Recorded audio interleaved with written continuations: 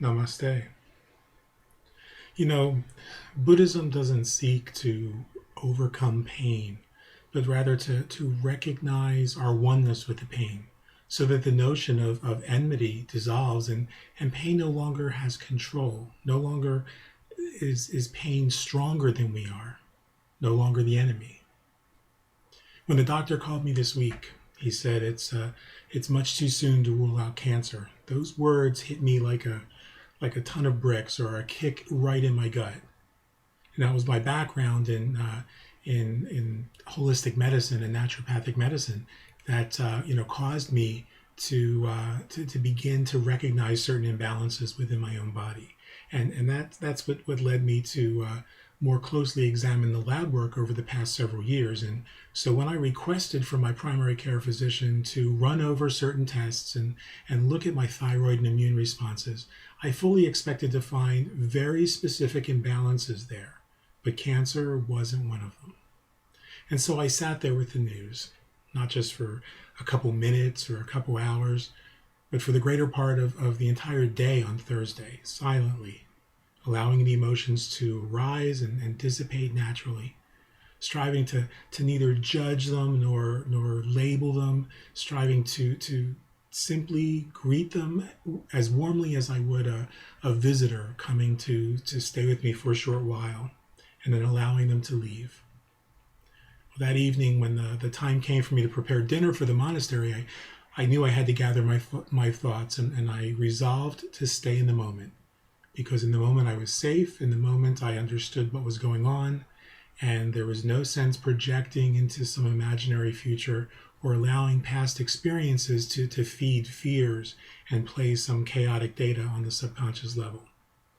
Now my inner sense was and still remains quite certain, after engaging in several deep and private sadhanas where I continue to work deeply with my root guru, that this is not a cause for great fear, it's not a cause for great concern.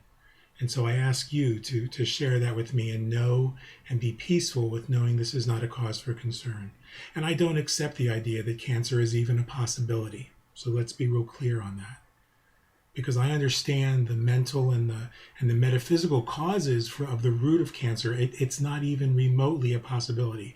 I understand the causes, the metaphysical foundation of cancer before it begins to physiologically manifest in our bodies, and so I'm quite certain, and I can put your mind and my mind at ease, and hopefully one day the doctor's mind at ease, that this is not about cancer. Now, it may be possible that radiation therapy is necessary because Hashimoto's disease, which is what this looks like it is, does require radiation quite often. But we're not ready to make that decision yet either. I've asked him to give me 3 or 4 weeks to continue to do the spiritual work and the holistic naturopathic work using laminine to give my body the best chance it has to begin healing itself. Well, I went on to tell my primary caregiver and speak to him, and he's very, very compassionate, very respectful, and I told him that I believed that the findings would be Hashimoto's, and he rejected that idea at first, and then as the testing continued, the lab results strongly supported my hypothesis, and he called me back and said that's exactly what it looks like.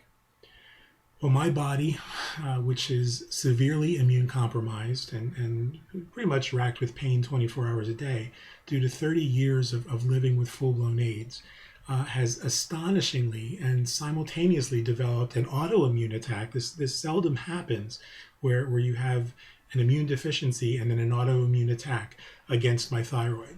And I can tell you right now that began in 2008, not coincidentally, just a few months after the serious accident, as many of you recall, that occurred when I shattered my arm and hurt my spine and my shoulder, and when the symptoms of early onset Parkinson's disease really began to worsen for me.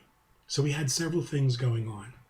We had my body attacking itself, literally trying to kill off the gland that controls the body's use of energy, that makes proteins and controls the metabolism and interaction of the body with various hormones. Then we have a condition, AIDS, in which the body's defenses and defense mechanism is being mutated and eventually destroyed. So there's this condition of the body attacking itself, and the condition of the body being defenseless against attacks. And then there's also this condition of inflexibility and lack of control of movement, cognitive dysfunction and impairment and depression in the Parkinson's. So it sounds to me like there's a bit of a struggle going on between the immune system dying and becoming dangerously overactive, like two seemingly opposing forces that are being torn at one another, while all the time I'm immobile, unable to control the movement that's taking place, and cognitively impaired, so that I'm not able to really control what's going on. Well, I knew immediately when the problem began, and began to pull up my medical records back in 2008. I wanted to see what those labs showed in November of 2008, about 1 year after the accident. And I was absolutely right with what I found. See, my accident in 2007 represented a means of really forcing my hand and forcing the body to leave the business world, where I was working 12 and 13 hours a day to support our Dharma work, and return full-time to the role of teaching the Dharma, particularly because of certain situations that were going on that were causing dismay and division, fear, and manipulation within our Sangha. And so by the end of the following year, I had relocated to South Central Pennsylvania, where I found that the regional mentality in this area, surprisingly, was generally not progressive enough to embrace or even welcome those who practice a non-traditional spiritual path, especially those whose non-traditional spiritual path was not perceived as being one of the Abrahamic traditions. There are lines drawn, not even drawn, there's lines etched deeply in the land here, which separates the Protestants from the Catholics, the Jews from the Gentiles, the Muslims from their sister Abrahamic traditions, and which certainly marginalizes those of us whose spiritual path is non-traditional, non-theistic, Eastern, or New Thought oriented from the rest of society. In fact, even the New Thought churches and centers in this area seem to almost have to embrace that Christian underlying philosophy in order to be accepted. And I find that rather curious and disappointing. You see, we're all just lumped into this group of those people, which includes metaphysical practitioners, Wiccan and Druid practitioners, atheists, agnostics, earth worshippers, and mystics of non-traditional paths, along with them Indians, from the area. My lineage is and always has been a rich, very proud, diverse blending of the Advaita non-dualist philosophy, Sanatana Dharma, Sikh wisdom, esoteric Catholic and Essene mysticism, Quakerism, Buddhist and New Thought philosophy, and I could no more separate that path into convenient little segments than a person could separate a drop of water from the wave in which that water is a part. But largely due to the influence of the morphine that they were giving me while my arm was still shattered, I tried to teach the Dharma of the Christ to those who were oriented toward that tradition, and then separately teach the Buddha Dharma, particularly the Tibetan interpretation of that wisdom, for those members of our Sangha who came here from Tibet and from India, who were very much traditionalist Buddhists. And as many of you know, that became 3.5 years or so of chaos, anger, frustration, manipulation, and division, and it eventually led to my completely disavowing any connection to institutional religion and spiritual traditions or paths of any kind. So the struggle became deeper for me, and there was an even deeper internal struggle between the part of me that really wanted to get this message to the widest audience possible, and the part of me that understood the importance that while doing that, it was very important to maintain the integrity of the teaching, the Dharma transmission, to remain fully intact and clear. And that manifests itself in as many of you recall, a bitter and ugly battle of manipulation, jealousy, hostility, and lies directed at me by someone who had been been fortunate enough in their lives to be able to fake their way through everything from their career to their spiritual paths, and someone who's ridden my coattails on a lot of things in the spiritual world, who has resented my training, my formation, my skill, and my accomplishments for over 26 years. And so as that toxic relationship came to a head, and everyone knows that the ending that toxic relationship was necessary, well, it resulted in greater good beginning to manifest not only in my life, but in that person's life as well, as they discovered their niche in the sort of fluff and pseudoscience of New Age pop culture, where they're really at home and they're really able to do some good things for those people. And I freed myself to begin for the first time to be open to speak about Zenkondo as a path that draws from the rich and vital spring of diverse and energizing pure awareness. But there remained one great division for me to conquer, and that's what I want to share with you tonight. You see, I had to ask myself, how does one teach esoteric, the rich esoteric Catholic and Essene tradition, when some of the most common and traditional words that are used in that spiritual path, words like God and heaven and the entire biblical mythos and the myth of the resurrection and the crucifixion, and all of those things that I know and teach to be fallacies and superstition and things that never really occurred. Something, by the way, which I think very clearly Rabbi Yeshua, Rabbi Jesus, understood as well. How does one teach that? And how does one teach the ancient and timeless wisdom of the Buddha and honor the Japanese Zen and Tibetan traditions from which my lineage is derived, without subscribing to some of the superstitious animism and literal interpretations of the stories of the Buddha, as well as the wisdom of the Sanatana Dharma, when one understands that the gods and the goddesses of the Hindu tradition are metaphors and archetypes, which they truly are, and not literal entities that somehow, egotistically need to be worshipped or appeased. Well, my friends, I got to tell you, if I want to be here another 20 years or another 30 years to teach you, then I better fucking figure out the answer to those questions. And I'm working on it. And you see, it's more than that, because I recognize, and I have recognized since I was 8 years old, when my first teacher explained to me what it meant to be a heart manifestation or heart emanation of the wisdom Buddha, that what was missing in the world's understanding of Christ was Christ's understanding and teaching of the Dharma. While that was missing from the tradition of Christ, I also understood that what was absent in the teaching and the path of Buddhism was an active engagement of social justice and service as a path to awakening, particularly service to those that are marginalized. Well, we've been fortunate in these past few decades or so to have great and loving, compassionate masters like Thich Nhat Hanh, Joan Halifax Roshi, Bernie Siegel Roshi, Swami Dayananda B. Griffiths, Father Robert Kennedy Roshi, Lama Thubten Yeshe, and of course my beloved Root Guru Majayasati Bhagavati, Tenzin Yang Chenma.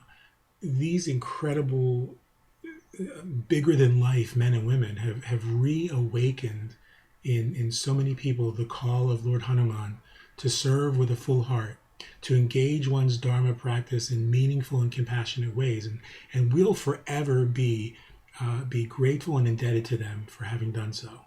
And so they've brought that path of service to Buddhism, and we call it engaged Buddhism.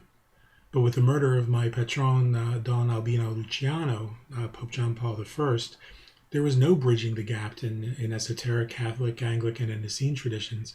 There was no sense of ever considering how we're going to teach in a mainstream way that the missing piece of the puzzle. I think it was C.S. Lewis who said that the problem with understanding what's going on with the message of Christ is that it's as though the volume were torn in two and the middle piece of that book was missing.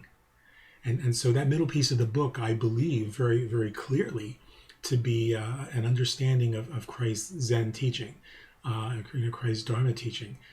Well, I've got to say that I allowed myself certainly to become too intimidated by the limitations of the Parkinson's disease, the weakened immune system from 2008 until 2013. It was a lot to have to try and manage to figure out these changes. I'd become really good at living with AIDS since 1983, and then suddenly this difficulty with the Parkinson's. Which from the time I was 22 until 2008, 2009, the doctors weren't sure whether it was MS or whether it was epilepsy or whether it was just some kind of neurological condition caused by the AIDS. Suddenly a neurologist said, this looks like young onset Parkinson's disease. And then the situation, um, you know, you know, became exacerbated. I had to get the arm reconstructed and had to learn how to deal with some of these new limitations, physical limitations. So I allowed myself to become intimidated by that Parkinson's and the weakened immune system and everything else. And so I took, quite frankly, the easy path. I just began to teach the Dharma, separating myself from people like the self-proclaimed Tulku, who I have great respect for and still have great affection for, but who decried my recognition of Rabbi Jesus and his twin brother Judas training in Tibet, India, and Kashmir. She said it was ridiculous. She seemed to become threatened that someone who, like myself, has a doctorate in theological anthropology could refute some of the bullshit and the nonsensical, baseless claims she was making concerning the incompatibility of the two traditions between Christianity and Buddhism. So she didn't like that. She was threatened by it. I think she still very much cared for and respected me, but she became threatened. And so I had to separate myself from some of those toxic relationships so as not to create suffering for them, for her students, or for myself. And that was difficult. But not being able to teach the whole Dharma, not being able to teach openly and draw from the traditions that make up my lineage, really began to eat at me. It began to wear me down. It began to slow my metabolism, if you will, and began to increase my body's experience of stress and anxiety in ways that, those who are close to me have seen in the past couple years. The deplorable and the inexcusable lack of financial responsibility for the Dharma and for their teacher that close to 2,000 of my so-called students showed me over the past 9 years made it necessary for me to have to work 15 to 18 hours a day trying to secure a stable income for the Dharma Center and a means of providing for myself, for John Paul Choden, and for our families. And that certainly took a toll. So you might say that this whole situation was eating me up or doing what the immune system appears to be doing to my thyroid. It was slowly and systematically attacking and killing me. Well, I'm here to tell you tonight that enough is enough. Zenkondo has gained some serious interest from folks since we began openly talking about it, and it's beginning to receive recognition and will continue to receive recognition, not as a religion or a new kind of Buddhism, but as a movement, an authentically Western spiritual movement and an expression of the Tao. Now, we won't have the virtual monasteries or membership clubs. There's not going to be any online ordinations or mail order guru training because that's not who and what we're about. There are much better prepared and interested people in doing those kind of things who already have systems like that in place for those who are looking for that, and they can accommodate those folks who are looking for such an easy path.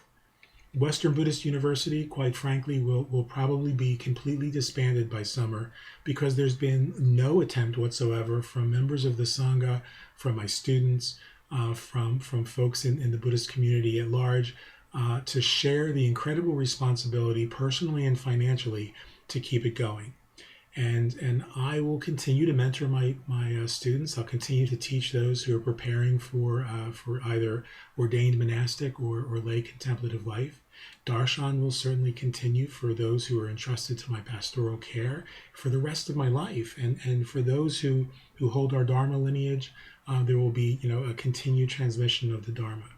And eventually those who wish to continue to receive the teachings from me, who are more tangentially associated friends and loved ones and supporters of our work emotionally, whether whether they do that on a casual basis or a regular basis. Those who want to receive those teachings from video or audio, written blogs or in books are going to be able to do so by subscribing to the RSS feed for Zenkondo. And when we get to that point, I'll share that with you guys on how to do that. We'll make it as simple as possible.